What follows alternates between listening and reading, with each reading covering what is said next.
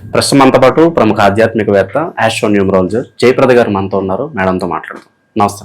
నమస్తే అమ్మ. శ్రీమాత్రే నమః. మేడం, నక్షత్రాల సిరీస్ లో భాగంగా ఈరోజు మనం భరణి నక్షత్రం గురించి మాట్లాడదాం. ఏంటి నక్షత్రం యొక్క ప్రత్యేకతలు, వీళ్ళ లక్షణాలు ఏ విధంగా ఉంటాయి, పుట్టిన దగ్గర నుంచి మరణించే వరకు వీళ్ళ లైఫ్ ఎలా ఉంటుందంటారు? భరణి నక్షత్రం అనేది చాలా మంచి నక్షత్రం. ఎందుకంటే నక్షత్రాల్లో చాలా శ్రేష్టమైన నక్షత్రం ఏంటంటే అది భరణి నక్షత్రం. ఎందుకంటే యమధర్మరాజు సంబంధించిన నక్షత్రం ఇది. నక్షత్రానికి అధిదేవత శుక్రుడైనప్పటికీ, ఈ నక్షత్రం ఉండే రాసాధిపతి కుజుడైనప్పటికీ కూడా ఈ నక్షత్రానికి దేవతగా రూపంగా ఉండేది యమధర్మరాజు. దానివల్ల ఏంటంటే ప్రతి ఒక్క విషయంలోని కొంచెం ధర్మ పరిపాలన అనేది వీళ్ళకి ఎక్కువగా, అంటే మనస్సాక్షిని చంపుకొని ఏ పని చేయరు కదా, అలా వీళ్ళు ఎక్కువ ఉంటారు. సో వాళ్ళ మనస్సుకి విరుద్ధంగా అనిపించేవన్నీ కూడా వాళ్ళు దాన్ని వీళ్ళు ఒప్పుకోరు. ఆ ఒప్పుకోకపోవడం అనేది కాస్తంత వాళ్ళ మీద మనకి ఏ అభిప్రాయం వస్తుంటే వీళ్ళు చాలా మొండి వాళ్ళు, చాలా గట్టిగా మాట్లాడతారు, ఏ విషయమైనా వాదిస్తూ ఉంటారు. అంటే నచ్చింది వాళ్ళకి మనసుకి ఒప్పుకోలేనిది వాళ్ళు మాట్లాడి దాని గురించి వివరణ తెలిసే వరకు మనతో మాట్లాడుతూ ఉంటారు. అది ఎదుటి వాళ్ళకి ఇప్పుడున్న కాలం వాళ్ళకి అందరికీ అది పోట్లాటగానే అనిపిస్తుంది.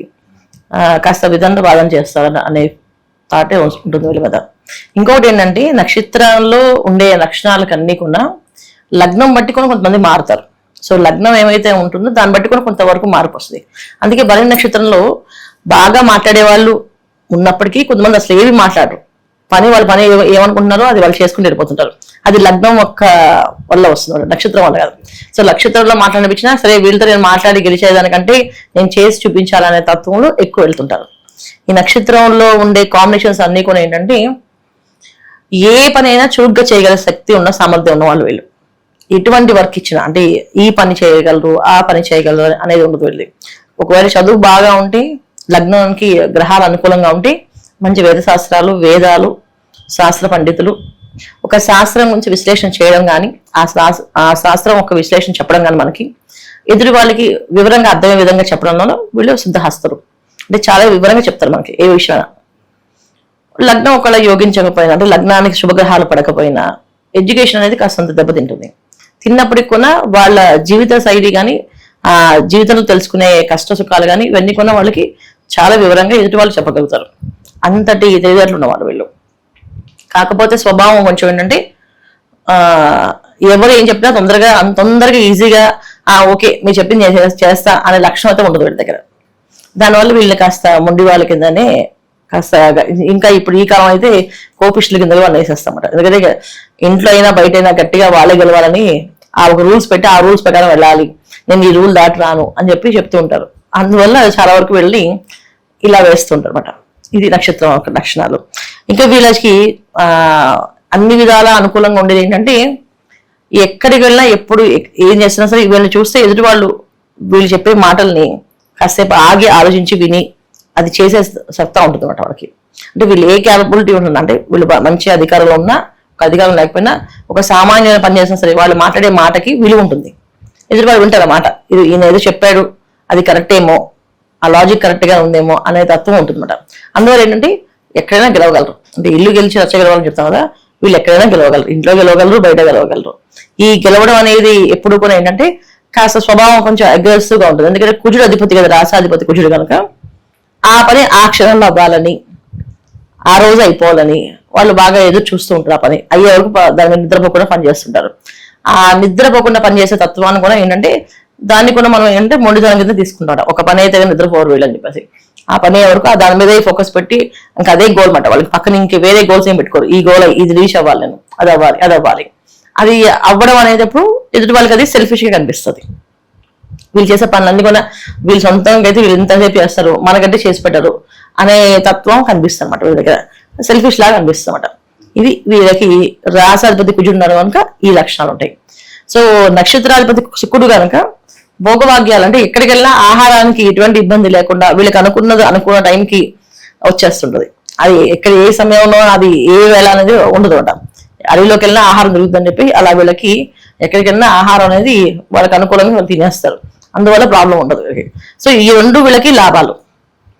కొన్ని విధాలు ఏంటంటే ఆ విధంగా చూసుకుంటే కూడా కొంతవరకు మైనస్ కూడా, లాభం ఉన్నప్పుడు కూడా ఒకసారి ఆహార నియంత్రణ అంటే మనకు ఒక టైంకి పెట్టుకుని తినాలని రూల్ పెట్టుకోకుండా వాళ్ళకి నచ్చినప్పుడు తింటూ ఉంటారు. అది కూడా వీళ్ళకి ఒక విధంగా ఎఫెక్ట్ అవుతుంది అన్నమాట.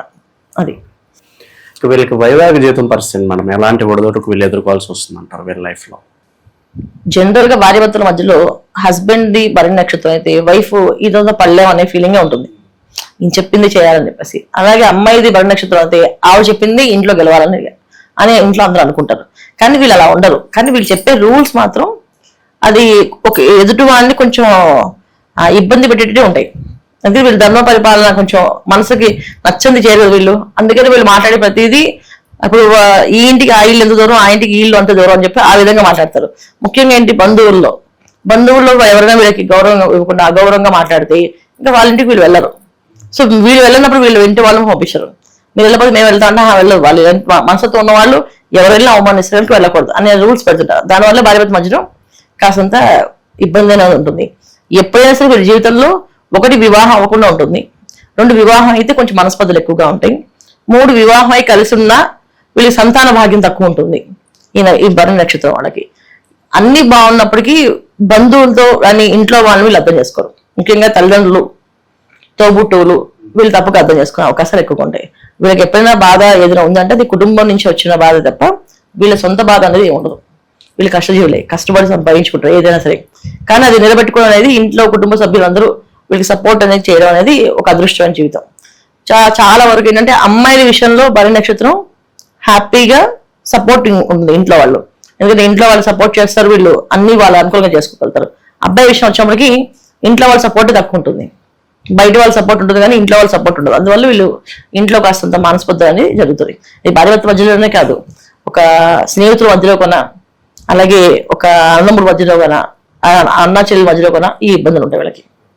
వీళ్ళకి ఉద్యోగం బెటరా, వ్యాపారం బెటరా అంటే ఏం చెప్తారు? చాలా వరకు వీళ్ళు సొంతంగా నిర్ణయాలు తీసుకొని ఇండిపెండెంట్ గా ప్రొఫెషనల్స్ ఎంచుకుంటుంటారు. చాలా వరకు ప్రొఫెషనల్స్ లో వెళ్ళడం ఎక్కువ ఇష్టం అన్నమాట వీళ్ళకి. ఉద్యోగం లాగా ఉండదు కానీ ఒక వ్యాపారం లాగా చేద్దాం అనుకుంటారు. అది ఎక్కువ ఎస్టాబ్లిష్ చేసే వ్యాపారాలు చేయడానికి వీళ్ళ దగ్గర అంత డబ్బు ఉండదు ఒక్కొక్కసారి. ఎందుకంటే వీళ్ళ నక్షత్రం రాశి మేషరాశి అయినప్పటికీ ద్వితీయ స్థానం వృషభ రాశి అయింది. సో వృషభ రాశి అనగానే వీళ్ళకి ఏమవుతుందంటే ఎక్కడికి వెళ్ళినా చాకరీ తప్పదు, గుడ్డులాగా చాకరీ చేయాల్సిందే. సో ఆ చాకరీ అనేది వాళ్ళ లగ్నానికి ఆధారపడి కొంతమందికి వ్యాపారాలు చేసినా ఒక ఫ్రెండ్ తో ఫ్రెండ్షిప్ లో చేస్తారు, ఫ్రెండ్ కి గట్టిగా అడగలేరు మొహమాటం. సో ఫ్రెండ్ అన్ని అప్షేపేస్తారు. మొత్తం అంతా అడ్మిషన్ అంటే అడ్మిన్ గా ఉండి అన్ని చేసుకోవడం అని చూడడం అన్ని చేసినప్పటికీ కూడా డబ్బులు అడిగినప్పుడు వీళ్ళు మొహమాటం, వీళ్ళకి ఇవ్వాల్సిన డబ్బులు వీళ్ళు అడగలేరు, వాళ్ళు ఇవ్వకపోతే వీళ్ళు బాధపడుతుంటారు. సో అలా అనమాట. ఎక్కడికి వెళ్ళినా కష్టపడాలి వీళ్ళు, ఫలితం ఒక 10 నుంచి 15% వస్తుంది. ఇది జరుగుతుంది. ఓకే, సాధారణంగా వీళ్ళకి వివాహ యోగం అనేది ఏ ఏజ్ లో ఉంటుంది అంటారు? అలాగే మరి పొంతన విషయంలో ఏ రాశి వాళ్ళకి వీళ్ళకి బెస్ట్ మ్యాచింగ్, ఏ రాశి వాళ్ళకి వీళ్ళకి దూరంగా ఉండాలంటారు? భరణి నక్షత్రం వాళ్ళకి వివాహం అనేది చాలా కష్టం. ఒక్కొక్కసారి వీళ్ళకి వివాహ యోగం అనేది ఏంటంటే చాలా వరకు వీళ్ళకి శుక్ర మహాదశ పుడతారు. వింశోద దశ అంటే నక్షత్ర దశ అంటూ ఉన్నాం. ఈ వింశోద దశ 20 ఏళ్ళు అనేది వీళ్ళకి ఒక్కొక్కసారి 1వ పాదం అయితే 20 ఏళ్ళు వస్తుంది, 2-3 పాదాలు అంటే తగ్గిపోతుంటది. రవి చంద్రుడు ఆ లగ్నానికి యోగకారకులు అయితే చదువు ఆలోచన అన్ని బాగుంటాయి. కుజుడు కొన బాగుండాలి. సో వీళ్ళకి కుజుడు కొన బాగుంటే వివాహం అయ్యే అవకాశాలు ఎక్కువగా ఉంటాయి. చాలా వరకు ఒక్కొక్కసారి ఆ రవి చంద్రులు కుజుడు పడదు. అది చిన్నప్పుడు చాలా కష్టపడతారు, బాగా కష్టపడి తర్వాత రాహు దశ వచ్చిన తర్వాత అవుతుంది. అంటే 20 ఏళ్ళు 26 ఏళ్ళు 30 ఏళ్ళు కష్టపడిన తర్వాత అప్పుడు స్టార్ట్ అవుతుంది. లేదా 30 ఏళ్ళలోపు వీళ్ళు చదువు మంచి ఉన్నతమైన స్థానంలో రావడము, ఉన్నతమైన పదవులు తీసుకోవడం జరుగుతుంది అనమాట. ఇది 30 ఏళ్ళలోపే. 30 ఏళ్ళు దాటి వచ్చింది అంటే ఇంక వాళ్ళకి ఆ గ్రహాలు ఏం పడలేదని అర్థం. దానివల్ల వాళ్ళు 30 ఏళ్ళ తర్వాత వస్తున్నారు. రాహు దశలో వీళ్ళకి వివాహం అవ్వడం కానీ, ఏదైనా సెటిల్ అవ్వడం కానీ, కెరీర్ లో ఒక గ్రోత్ చూడడం కానీ ఇవన్నీ కూడా రాహు మహాదశ వచ్చినప్పుడు జరుగుతుంది అనమాట. అది ఓకే.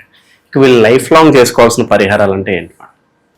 లైఫ్ లాంగ్ వీళ్ళని ఆడవాళ్ళని ఏమి అనకుండా ఉండాలి వీళ్ళు ముఖ్యంగా. ఎందుకంటే వీళ్ళకి నక్షత్ర దేవత శుక్రుడు, తర్వాత రాసాదది కుజుడు శుక్రుడు ఇద్దరు కూడా ఏంటంటే ఏ విషయమైనా కుజుడేమో ఎమోషన్ కి బాండ్ అయి ఉంటాడు. అంటే తన వాళ్ళు, తన ఫ్యామిలీ, తన కుటుంబం అంటే ఇష్టం అనమాట. సో ఎవరినైనా బాధపడితే అది తట్టుకోలేరు. అలాగే శుక్రుడు అన్నప్పటికీ ఏమవుతుందంటే ఆసక్తి, ప్రేమ స్వభావం ఎక్కువగా ఉంటుంది. ఈ 2 స్వభావాలు ఉండడం వల్ల ఏంటంటే ఎక్కువగా స్త్రీలు ఏంటంటే ఏదైనా మాట అంటే చిన్నపుచ్చుకోవడం, మానసికంగా బాధపడడం ఉంటుందా, వీళ్ళు ఆడవాళ్ళని ఏమి అనకుండా ఉండాలి వీళ్ళు. ఇది వీళ్ళు చేయాల్సిన నిర్ణయం. ఫస్ట్ ఇంట్లో అయినా బయట వాళ్ళైనా ఎవరినైనా సరే, అంటే బయట వాళ్ళు ఎప్పుడు ఏమన్నారు, ఇంట్లో వాళ్ళని కాస్త నోరు జారడం, ఏది నానడం చేస్తుంటారు, అవి చేయకూడదు. ముఖ్యంగా భార్యని బాగా చూసుకోవాలి వీళ్ళు. భార్యని ఎంత ప్రేమగా చూసుకుంటే అంత బాగా కలిసి వస్తుంది వీళ్ళకి. సో భార్య ఎలాగైనా ఉండండి, కానీ వీళ్ళు మాత్రం ప్రేమగా చూసుకున్నారంటే వీళ్ళకి అది బాగా కలిసి వచ్చే అవకాశం ఉంటుంది. ప్రతి శుక్రవారం మహాలక్ష్మి పూజ చేసుకోవడం, శుక్రవారం పొద్దున్న సాయంత్రం 2 పూట్ల చేస్తే ఇంకా విశేషమైన ఫలితం వస్తుంది. కుదరని పక్షాల్లో సాయంత్రం కూడా మహాలక్ష్మి పూజ విశేషంగా చేయడం వల్ల వీళ్ళకి కలిసి వస్తుంది. వీళ్ళకి కలిసి వచ్చే కలర్, కలిసి వచ్చే నెంబరు, అలాగే ఏ రత్నం ధరిస్తే బాగుంటది, ఇలాంటి విశేషాలు ఏమైనా తెలియజేయండి. రత్నాలు అన్నప్పటికీ ఏమవుతుందంటే, నక్షత్రానికి రత్నాన్ని మేము ఇప్పుడు చెప్పను. అంటే జనరల్ గా నక్షత్రానికి ఇప్పుడు భరణి నక్షత్రం అనగానే శుక్రుడు అధిపతి కనుక సో అందరూ వజ్రం పెట్టుకోవచ్చు, లేకపోతే శ్వేత పుష్యరాగం అని చెప్తాను ఉంటారు, తెల్లగా ఉండు పుష్యరాగంలో అవి పెట్టుకోవచ్చు చెప్తుంటారు. ఇవి అందరూ పెట్టుకోవడానికి కాదు, ఎందుకంటే వాటిని సంబంధించిన విషయం ఏంటంటే ఎదుటి వాళ్ళ మీద కొంచెం మాయలో పడ్డాం, మోసపోయే లక్షణాలు ఎక్కువగా ఉంటాయి అవి పెట్టుకుంటే. అంటే ఎదుటి వాళ్ళు చెప్పే మాటలు నమ్మేస్తాం. అందుకనే ఆ నక్షత్రానికి నేను ఎప్పుడు కూడా జెమ్ స్టోన్స్ చెప్పను. ఇప్పుడు ఒక అమ్మాయి పెట్టాం అనుకోండి, 15 ఏళ్ళ అమ్మాయికి భరణి నక్షత్రం వాళ్ళ అమ్మగారు డైమండ్ పెట్టారంటే, అమ్మాయి ఎవరో ఒక అబ్బాయి మాటలు నమ్మి ప్రేమలో పడ్డాము, అయితే అబ్బాయిని నమ్మి ఇంట్లో వాళ్ళు చెప్పకుండా వెళ్ళిపోవడం జరుగుతుంటది. ఎందుకంటే అటువంటి ఎమోషన్, అంటే ఏదైనా ఇంత ప్రేమ చూపిస్తానో ఇది నా కోసమే చూపిస్తాననే తత్వానికి వచ్చేస్తుంది. అందుకే ఆ రత్నమట జనరల్ గా జాతకంలో శుక్రుడు దోషం ఉన్నా, లేకపోతే లగ్నానికి దోషం ఉన్నా, అప్పుడు ఏం చేస్తాం అంటే ఈ వజ్రం పెట్టేస్తాం, అంటే ఆ ఒక ఎనర్జీ పనిచేయడానికి తప్ప ఊరికే పెట్టకూడదు. సో చాలా మంది ఊరికే జనరల్ గా డైమండ్స్ పెట్టేసుకోవడం, ఈ తర్వాత శ్వేతపుష్యరాగాలు పెట్టేసుకోవడం చేయడం వల్ల ఏంటంటే మోసపోవడం కానీ సడన్ గా లాసెస్ జరగడం కానీ జరుగుతుంటాయి. ఇవన్నీ మనకు తెలియకుండా జరుగుతాయి. అందుకే రత్నాలు ఎప్పుడు కూడా నక్షత్రాలు సజెస్ట్ చేయండి నేను. వీళ్ళకి కలిసి వచ్చే నెంబర్స్ కావచ్చు, కలర్స్ కావచ్చు అని ఉన్నాయండి. వీళ్ళకి వచ్చే కలర్స్ వచ్చేసి లైట్ కలర్స్, అన్ని లైట్ కలర్స్ కలిసి వస్తాయి. అంటే క్రీమ్ కానీ, లైట్ గులాబీ రంగు కానీ, లైట్ ఆకుపచ్చ కానీ, ఇవన్నీ కూడా లైట్ కలర్స్ ఏవైనా సరే వీళ్ళకి బాగా కలిసి వస్తాయి. కలిసి వచ్చే నెంబర్స్ వచ్చేసి 5, 4 బాగా కలిసి వస్తాయి. 1 కూడా కలిసి వస్తుంది, కాకపోతే 5వ నెంబర్ బ్రహ్మాండంగా వీళ్ళు కలిసి వస్తుంది. మంచి విశ్లేషణ అందించారు, ధన్యవాదాలు. నమస్తే మా శ్రీమాత్రే నమః.